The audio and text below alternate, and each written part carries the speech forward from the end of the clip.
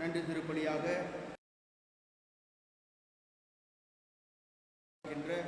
Francis ஹெய்ல்டா மெனேசஸ் மற்றும் 13 திருமண பிறந்த நாள் கொண்டாடுகின்ற திரேஸ் மெனேசஸ் பாட்டு நாளை கொண்டாடுகின்ற சகோதரி மற்றும் தங்களது வார்த்தை பாடை புதுப்பிக்கின்ற பொருளின சபையைச் சேர்ந்த சகோதர செவிலியர் தினத்தை கொண்டாடுகின்றோம். எனவே ஒவ்வொரு நர்ஸுகளுக்காகவும் இந்த நாளில் சிறப்பாக ஜெபிக்க அழைக்கப்படுகின்றோம். மிகச் சிறப்பாக இந்த இக்கட்டான இந்த கொரோனா இன்னுயிரை கொடுத்து இந்த பணி ஒவ்வொருவருக்காக இந்த சிறப்பான திருப்பலியிலே நாம் ஜெபிப்போம். தந்தை மகன் தூய ஆவியாரின் பெயராலே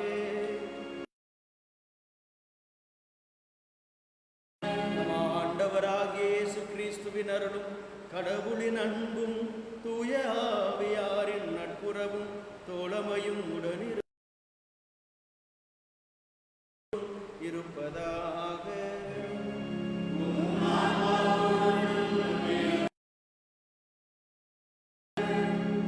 நம் அச்சத்தை பயத்தை போக்கி அமைதியை தருகின்ற தேவனாக உடனிருக்கிறேன் என்ற நம்பிக்கை செய்தியை இந்த நாளிலே இறைவன் நமக்கு தருகிறார்.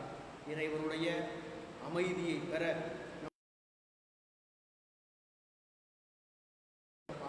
ஜெபிக்க அழைக்கப்படுகிறோம். எனவே இந்த நாளிலே நாம் இறைவனுடைய அமைதியை பெற இந்த புனித பலி வழியாக இறை அருளை பெற்றுக்கொள்ள தடையாக இருக்கின்ற நம் குற்றங்கள் குறைகள் பாவங்கள் பலவீனங்களை எண்ணுவோம், மனவருந்துவோம், மன்னிப்பை கேட்போம். இறைவனிடமிருந்து நாம் அமைதியை பெற அவருடைய அருளை கேட்போம்.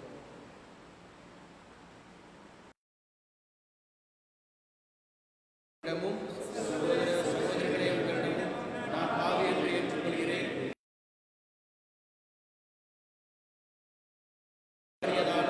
பாவங்கள் பல செய்தேன், என் பாவமே என் பாவமே என் பெரும் பாவமே. ஆகையால் எப்பொழுதும் கண்ணியான புனித மரியாதையும் வானதூதர் புனித அனைவரையும் சகோதர சகோதரிகளே உங்களையும் நம் இறைவனாகிய ஆண்டவரிடம் எனக்காக வேண்டிக் கொள்ள மன்றாடுகிறேன். எல்லாம் வல்ல இறைவன் நம் மீது இறக்க வைத்து நம் பாவங்களை மன்னித்து நம்மை நிலை வாழ்விற்கு அழைத்து செல்வாராக.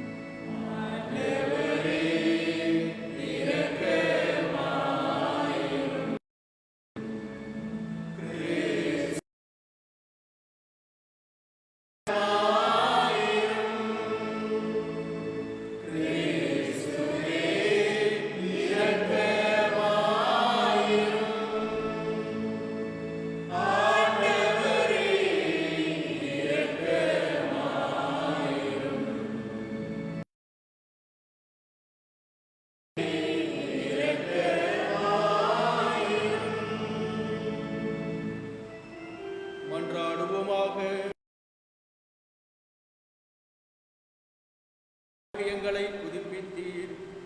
உம்மக்களாகிய எங்கள் நம்பிக்கையையும் எதிர்நோக்கையும் உறுதிப்படுத்தும். அதனால் வாக்குறுதிகள் உண்மையாக நிறைவேறும் என அறிந்திருக்கும் நாங்கள் அவற்றை மகிழ்வுடன் எதிர்பார்த்திருக்க செய்வீராக.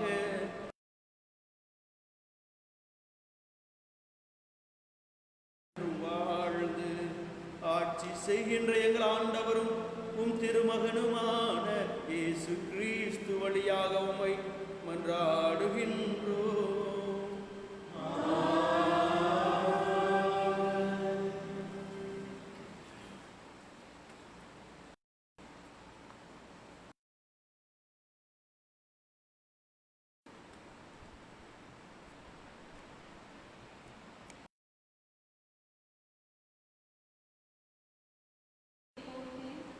கடவுள் தங்கள் வழியாக செய்த அனைத்தையும் அறிவித்தார்கள். திருத்தூதர் பணிகள்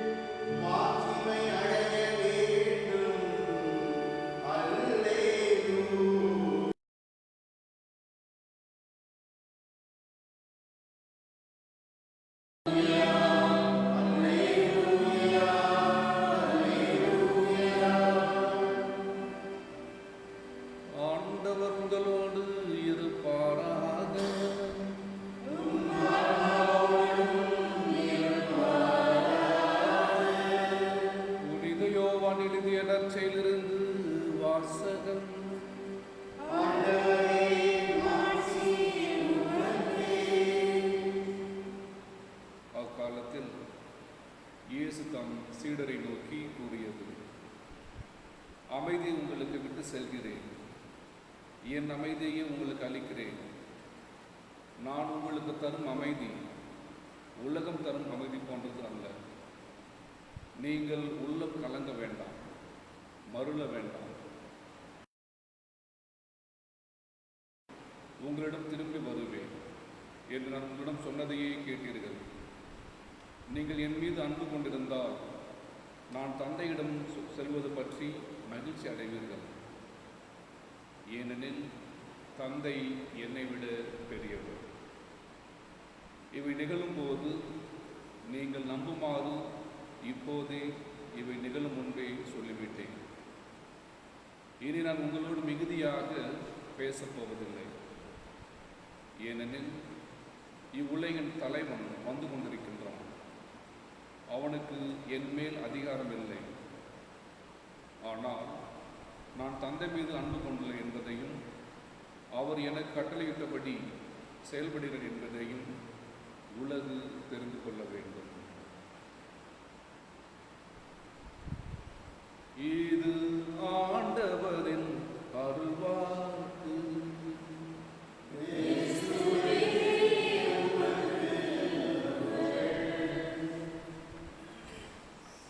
Praise the Lord. Praise the Lord. மரியே வாழ்க, மரியே வாழ்க. கிறிஸ்து இயேசுவில் பிரியமுள்ள சகோதர சகோதரிகளே, உலகில் வாழ்கின்ற நாம் ஒவ்வொருவரும் அமைதியாக, நிம்மதியாக, மகிழ்ச்சியோடு வாழ வேண்டும் என்று தான் நினைக்கிறோம். பிரச்சனைகள் இல்லாத, துக்கங்கள், துயரங்கள் இல்லாத ஒரு வாழ்க்கையைத்தான் ஒவ்வொரு மனிதரும் வாழ ஆசைப்படுகிறோம். ஆனால் நாம் ஆசைப்படுவதிலே தவறில்லை. ஆனால் ஆசைப்பட்டு நாம் அதற்காக வாழ்கின்ற வாழ்க்கையில் தான் பல நேரங்களிலே தவறுகள் இருக்கின்றன. பல நேரங்களிலே நாம் அமைதியோடு வாழ வேண்டும், நிம்மதியோடு வாழ வேண்டும் என்று நினைக்கின்ற பொழுதெல்லாம் நமது வாழ்க்கை அந்த அமைதியை இழந்து தவிக்கின்றது. அந்த அமைதியை தேடுவதற்கான, அந்த அமைதியை கண்டுகொள்வதற்கான வழிமுறைகளிலே நாம் தோற்று விடுகிறோம். ஏனென்றால் நாம் நிம்மதியாக வாழ நினைக்கின்றது என்பது பிரச்சனையே இருக்கக்கூடாது, துன்பமே இருக்கக்கூடாது என்பதுதான். ஆனால் அதல்ல. அமைதியான வாழ்க்கை என்பது துன்பமற்ற, துயரமற்ற வாழ்க்கை அல்ல. அது கிறிஸ்தவ வாழ்க்கை அல்ல. இன்றைய முதல் வாசகம் அழகாக நமக்கு சொல்லிக் கொடுக்கிறது.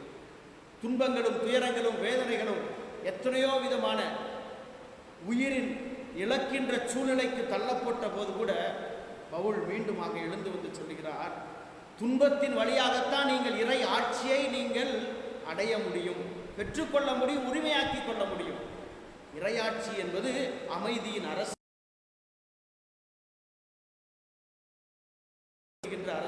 ஆக இந்த இறை ஆட்சி, அமைதியின் அரசை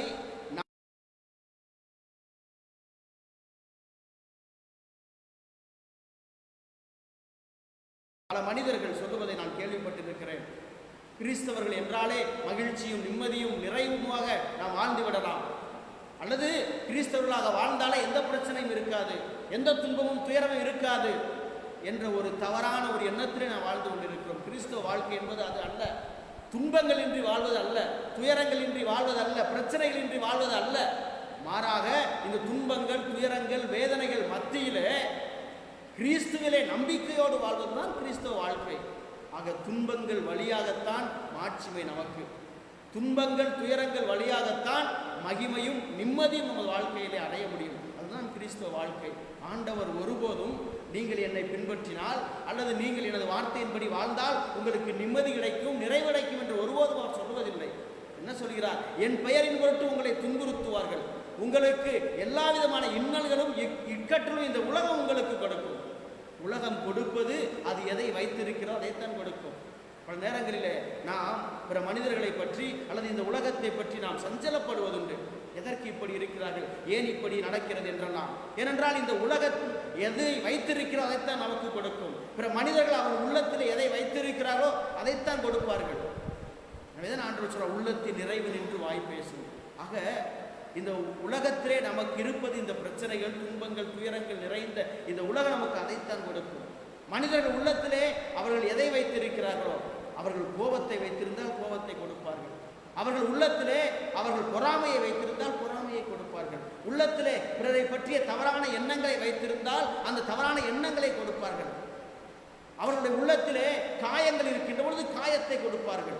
ஆக இந்த உலகம் கொடுப்பதையும் மனிதர்கள் கொடுப்பதை நாம் தேடி செல்கின்ற பொழுது நாம் நிம்மதியையும் அமைதியையும் மகிழ்ச்சியும் நாம் அடைந்து விட முடியாது. எனவேதான் ஆண்டவர் சொல்கிறார், உலக அமைதி வர வேண்டும் என்றால் இதோ நான் உங்களுக்கு கொடுக்கிறேன் நிறைவான அமைதி. ஆக இந்த நிறைவான அமைதி, நிம்மதியான அமைதி என்பது இறைவனிடமிருந்து மட்டுமே நமக்கு கிடைக்கும். எனவேதான் ஆண்டவர் சொல்கிறார், உலகம் தர முடியாத அமைதியை நான் உங்களுக்கு கொடுக்கிறேன். உங்கள் அமைதியை நீங்கள் யாரிடம் தேடிக்கொண்டிருக்கிறீர்கள்? உங்கள் நிம்மதியான வாழ்க்கையை நீங்கள் எதில் தேடிக்கொண்டிருக்கிறீர்கள்? பொருட்களிலா, அல்லது உலகத்தின் உறவுகளிலா, அல்லது ஒரு சிறு சிறு சிறு விதமான சந்தோஷங்களிலா? எதிலே நாம் அமைதியை தேடிக்கொண்டிருக்கிறோம்? எனவே இப்படி நாம் இந்த உலகத்தில் அமைதியையும் மனிதனிடமிருந்து நிம்மதியையும் மகிழ்ச்சியையும் பாராட்டுகளையும் நாம் தேடி தேடி அலைகின்ற பொழுது நாம் அதை இழந்து விடுகிறோம். The more we expect from others or from this world, the more we are disappointed. எனவே இந்த உலகத்திடமிருந்து உலக மனிதனிடம் அதிகமாக எதிர்பார்ப்புகள் அதிகமாக ஏமாற்றங்கள் அதிகமாகிக் கொண்டே இருக்கும். எனவே தான் ஆண்டவர் சொல்கிறார், வாருங்கள், உலகம் தர முடியாத அமைதியை நான் உங்களுக்கு தருகிறேன். இந்த அமைதியை தருவதற்கு முன்பு ஆண்டவர் ஒரு வார்த்தையை சொல்கிறார், உள்ளம் கலங்க வேண்டாம். உள்ளம் நீங்கள் கலங்க வேண்டாம் என்று அப்படி என்றால் கலங்கமில்லாத உள்ளத்தில் தான் அமைதி இருக்கும். அச்சமில்லாத உள்ளத்தில் தான் அமைதி வேண்டும் என்றால் அங்கு கலக்கமோ அச்சமோ இருக்கக்கூடாது.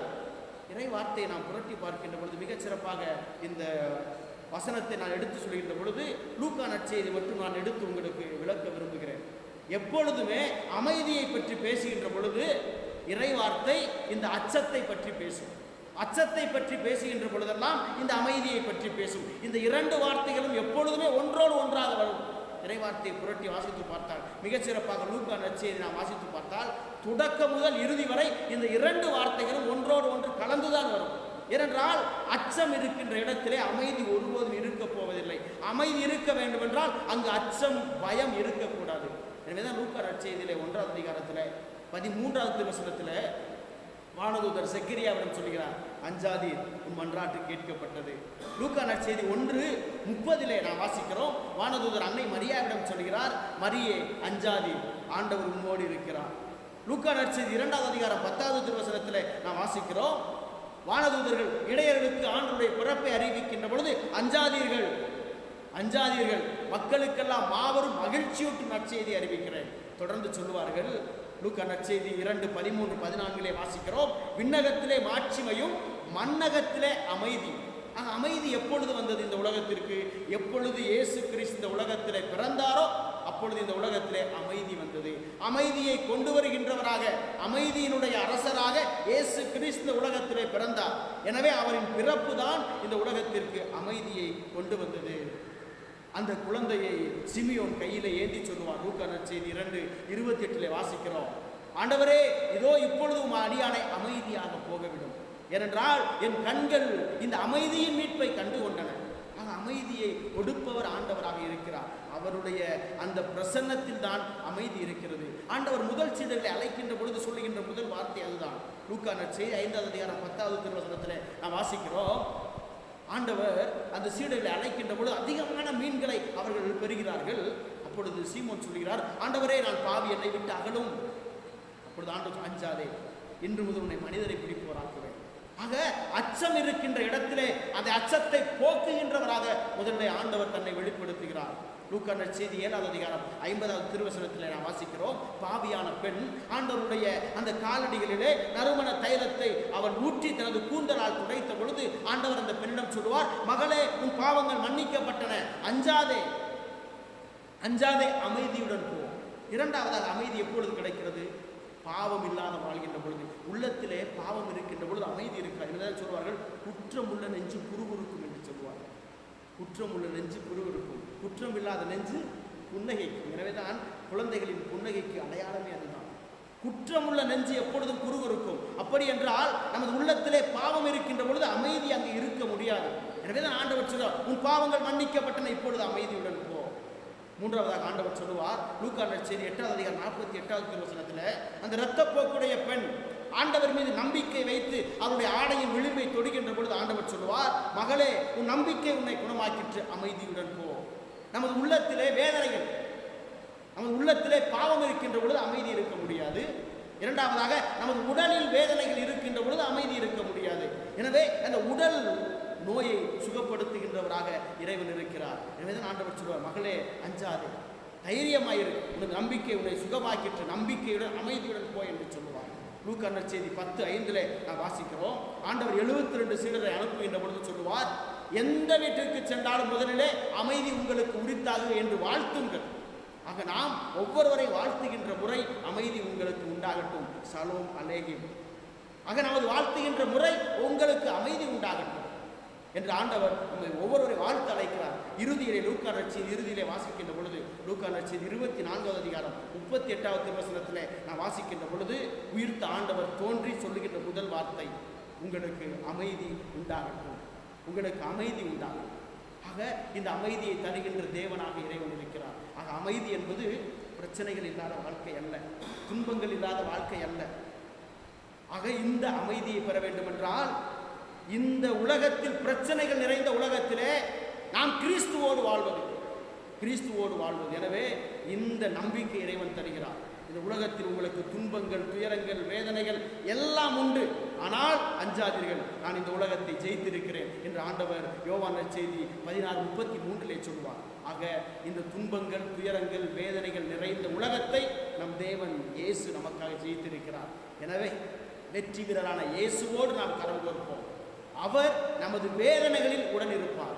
எனவே நாம் நமது துன்பங்கள், துயரங்கள், வேதனைகள் மத்தியில் இயேசுவோடு வாழ்வோம், அவரோடு நாம் கைகோர்ப்போம், அவரின் பிரசன்னத்திலே வாழ்வோம், அமைதியான வாழ்க்கையை நாம் வாழ்வோம். இந்த உலகத்தை நாம் அமைதியின் உலகமாக மாற்றுவோம்.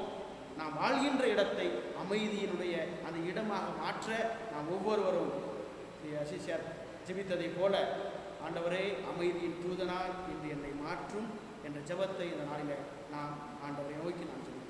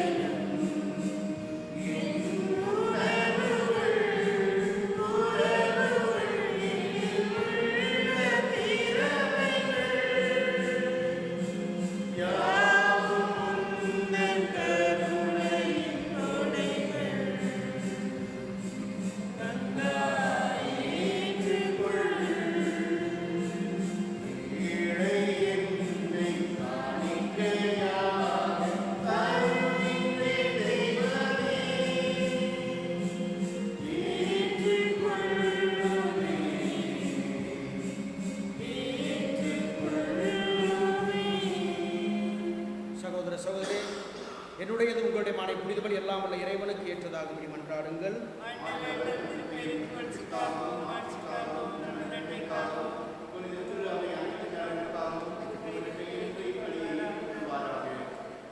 ஆண்டவரே, அக்களிப்புறும் திரு அவையில் காணிக்கைகளை ஏற்றுக்கொள்ள உம்மை வேண்டுகிறோம். இப்பெரும் மகிழ்ச்சிக்குரிய காரணத்தை நிறந்திருப்பதால் அதன் பயனாகிய முடிவில்லா பேரின்பத்தையும் எங்களுக்கு அருள்வீராக. எங்கள் ஆண்டவராகிய கிறிஸ்து வழியாக உம்மை மன்றாடுகின்றோம். ஆண்டவர் உங்களோடு இருப்பாராக.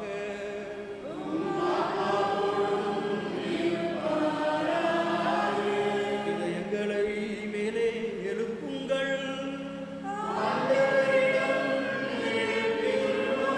நம் இறைவனாகிய ஆண்டவருக்கு நன்றி கூறுவோம்.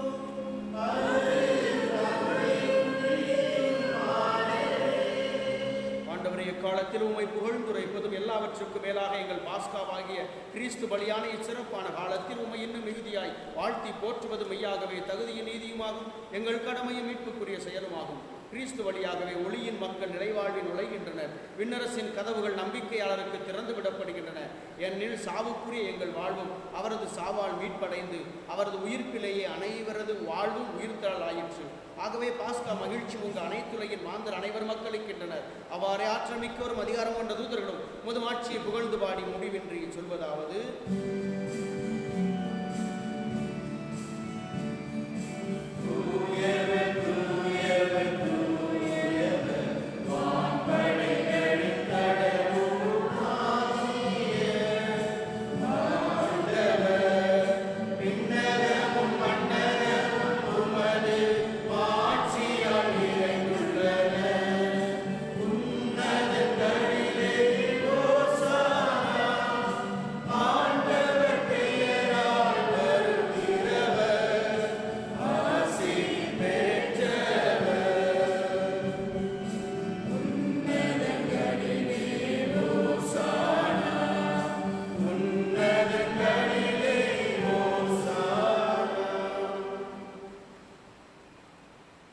நீர்மையாகவே தூயவர், தூய்மை அனைத்துக்கும் ஊற்று. ஆகவே உம்முடைய ஆவியை பொழிந்து இக்காணிக்கைகளை தூய்மைப்படுத்த உம்மை வேண்டுகிறோம். இவ்வாறு எங்கள் ஆண்டவர் இயேசு கிறிஸ்துவின் உடலும் இரத்தமுமாக எங்களுக்கு இவை மாறுபனவாக. அவர் பாடுபட உளம் கனிந்து தம்மை கையளித்த போது அப்பத்தை எடுத்து நன்றி செலுத்தி அதை பிட்டு தம் சீடர்களுக்கு அளித்து கூறியதாவது: அனைவரும் இதிலிருந்து பெற்று உண்ணுங்கள், ஏனெனில் இது உங்களுக்காக கையளிக்கப்படும் என் உடல்.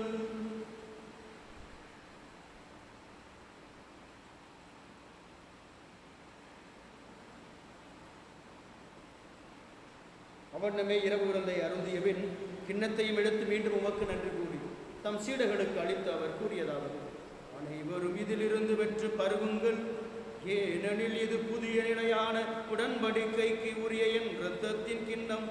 இது பாவ மன்னிப்புக்கென்று உங்களுக்காகவும் பலருக்காகவும் சிந்தப்படும்.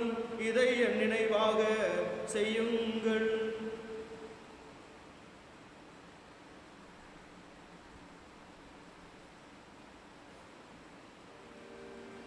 நம்பிக்கையின் மறைபொருள் ஆண்டவரே,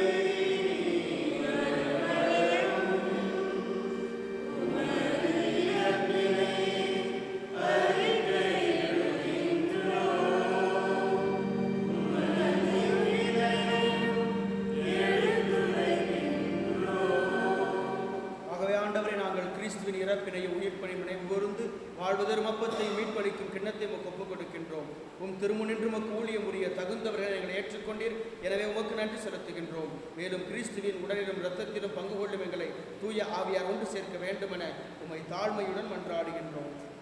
ஆண்டவரே, உலகெங்கும் வரவிருக்கும் இது திருவாவை நினைவு கூர்ந்தருளும். உங்கள் திரு தந்தை பிரான்சிஸ், எங்கள் ஆயர் பீட்டர், எல்லா திரு இளைஞர் ஆகிய அனைவரோடும் உமது திருவாவை அன்பில் நிறைவு பெற செய்தருளும். மேலும் உயிர்த்தில் எதிர்நோக்குடன் துயில் கொள்ளும் எங்கள் சகோதர சகோதரிகளையும் இறந்தோர் அனைவரும் இறக்கத்துடன் நினைவு கூர்ந்து உமது திருமுக ஒளியில் ஏற்றலும். எங்கள் அனைவரும் மீது இரக்கமாயிரும். கடவுளின் கன்னித்தாயின புனித மரியம், அவருடைய கணவரான புனித யோசேப்பு, புனித திருத்தூதர்கள், இவ்வுலகம் போன்ற இறந்தோர் ஆகிய புனிதர் அனைவருடனும் நிலைவாழ் பங்குகளும் தகுதி பெற்று உம் திருமகன் இயேசு கிறிஸ்து வழியாக உம் புகழ்ந்தேத்து வரமருள உம்மை மன்றாடுகின்றோம்.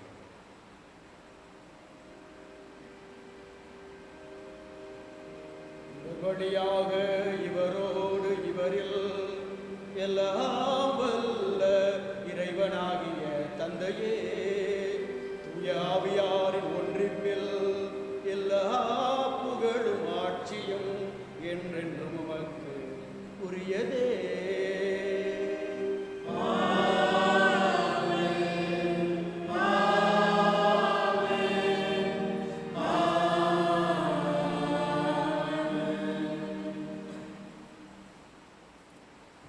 மீட்பரின் கட்டளையால் கற்பிக்கப்பட்டு இறைவடிப்பினையால் பயிற்சி பெற்ற நாம் துணிந்து சொல்வோம்: விண்ணுலகில் இருக்கிற எங்கள் தந்தையே, உமது பெயர் தூயது என போற்றப் பெறுக.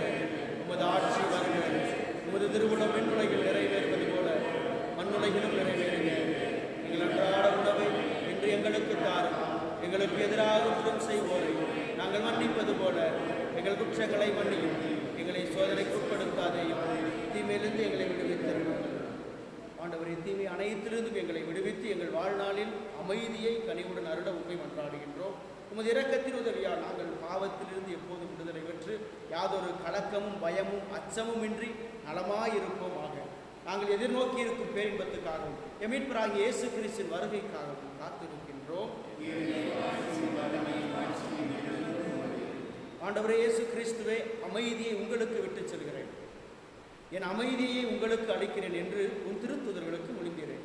எங்கள் பாவங்களை பாராமல் உமது திரு அவையின் நம்பிக்கையை கண்ணோக்கி உமது திருவுளத்துக்கு ஏற்ப அதற்கு அமைதியையும் ஒற்றுமையும் அளித்தருவீராக. என்றென்றும் வாழ்ந்து ஆட்சி செய்கின்றவர் நீரே. ஆண்டவருடைய அமைதி உங்களோடு என்றும் இருப்பதாக.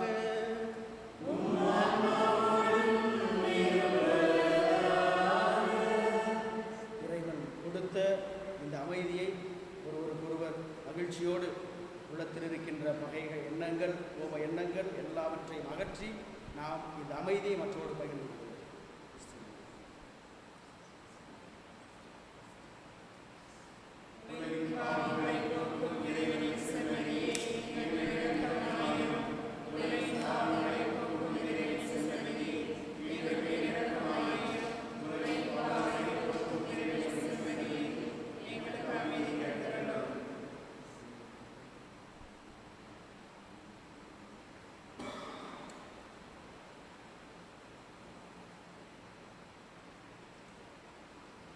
இந்த உலகம் தர முடியாத அமைதியை, நிறைவான நிலையான அமைதியை, நிம்மதியான வாழ்வை தருவதற்காய் கல்வாரியிலே நமக்காக உடைக்கப்பட்டு காயப்பட்ட நம் ஆண்டவர் இயேசு கிறிஸ்து உலகின் பாவங்களை போக்குகிறவர். விசமரியின் விருந்துக்கு அழைக்கப்பட்டு நாம் அனைவரும் பேறு பெற்றோர். ஆண்டவரே, எடுத்து எழுந்தருள நான் தகுதியற்றவன், வார்த்தை மட்டும் சொல்லியிருந்தோம் எனது ஆன்மா.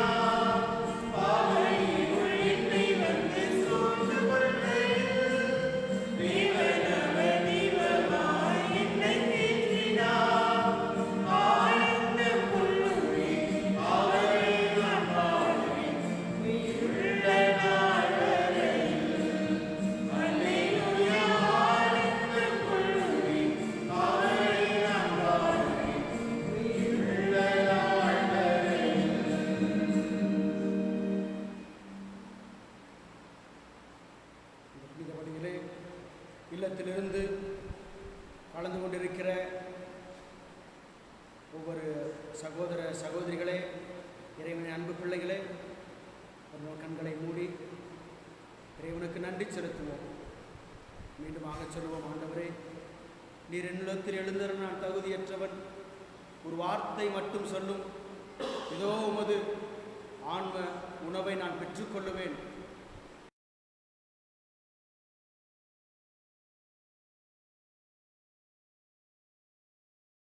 அப்ப வடிவிலே அவரை பெற முடியாவிட்டாலும் அவர் வார்த்தையின்படி தேவன் இதோ உங்கள் ஆன்மாவிலே இப்பொழுது அமைதியை தருகிறார்.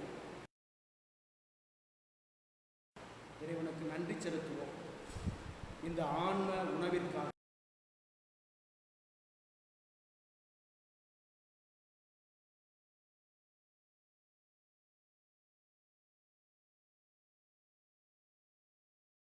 கொண்டாடுகின்றவர்கள், பிறந்த நாளை கொண்டாடுகின்றவர்கள் மிகச் சிறப்பாக இதோ இந்த கொரோனா வைரஸ் காலத்தில் தங்களுடைய இன்னுயிரை பணைய வைத்து உலக மக்கள் அமைதிக்காக, நிம்மதிக்காக இதோ பாடுபடுகின்ற ஒவ்வொரு செவிலியர்கள், நர்சஸ், ஒவ்வொருவரையும் ஆண்டவரே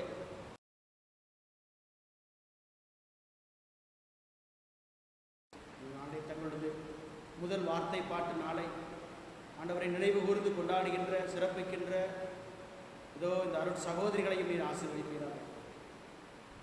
ஒவ்வொருவர் மீதும் உமது அருளும் ஆசீர்வம், நிறைய அமைதியும் இந்த உலகத்தின் மீது உமது அருளும் ஆசீர்வம் நாடும் தருவதாக.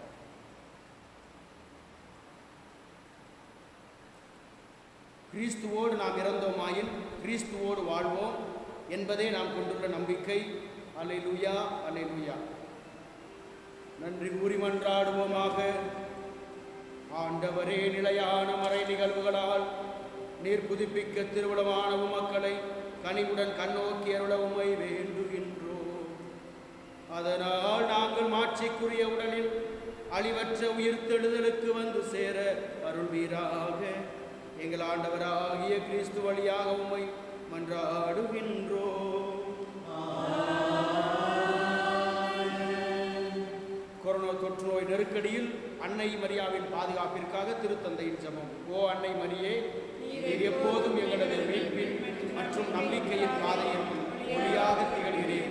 சிலுவையில் இயேசுவின் வேதனையில் பங்கெடுத்து உமது விசுவாசத்தை உறுதியாக காத்தருடைய நோயாளிகளின் ஆரோக்கியமே, நாங்கள் எங்களை உம்மிடம் ஒப்புக் கொடுக்கிறோம். மக்கள் அனைவரின் மீட்பே, எங்களுக்கு என்ன தேவை என்பதை நீர் அறிந்து வழங்குவீர் என்பதில் நாங்கள் உறுதியாக உள்ளோம். ஆகவே கலிலேயாவின் கானாவைப் போல இந்த சோதனை காலத்திற்கு பின் நாங்கள் எங்கள் மகிழ்ச்சிக்கும் கொண்டாட்டத்திற்கும் மீண்டும் திரும்புவோம் என நம்புகிறோம். எங்கள் துன்பங்களை ஏற்றுக்கொண்டு எங்கள் துக்கங்களை சுமந்தது எங்களை வழிநடத்த சிலுவை வழியாக உயிர்த்தெழுதலின் மகிழ்ச்சிக்கு எங்களை இட்டுச் சென்ற இயேசு சொன்னபடி தந்தையின் திருவுளத்திற்கு இணங்க இறைவனின் தாயே எங்களுக்கு உதவியருளும். ஆமென். தூய இறைவனின் தாயே, உமது பாதுகாப்பின் கீழ் நாங்கள் அடைக்கலம் நாடுகிறோம். மாட்சிக்குரிய ஆசி பெற்ற கண்ணியை சோதனைக்குட்பட்டிருக்கும் எங்களது வேண்டுகோள்களை நிராகரியாமல் எங்களை ஒவ்வொரு ஆபத்திலிருந்தும் விடுவித்தரணும். அருள் நிறைந்த மரியே வாழ்க. ஆண்டவர் உம்முடனே பெண்களுக்குள் ஆஸ்வதிக்கப்பட்டவள் நீரே. உம்முடைய எதிர்வயிற்றின் கனியாகிய இயேசுவும் ஆஸ்வதிக்கப்பட்டவரே.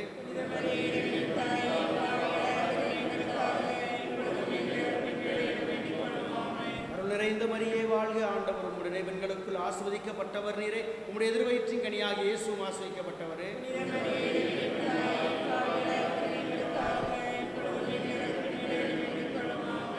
நிறைந்த மரியே வாழ்க. ஆண்டவர் உம்முடனே பெண்களுக்குள் ஆஸ்வதிக்கப்பட்டவர் நீரே. உடைய எதிர்வயிற்றின் கனியாகிய இயேசுவும் ஆஸ்வதிக்கப்பட்டவரே.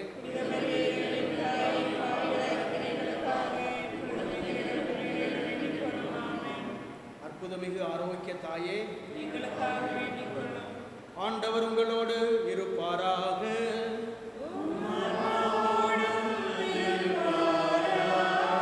எல்லாம் வல்ல இறைவன் தந்தை, மகன், தூய ஆவியார் உங்களை ஆசீர்வதித்து நிறை அமைதியை உங்களோடு என்றும் தங்கி வழிநடத்துவாராக.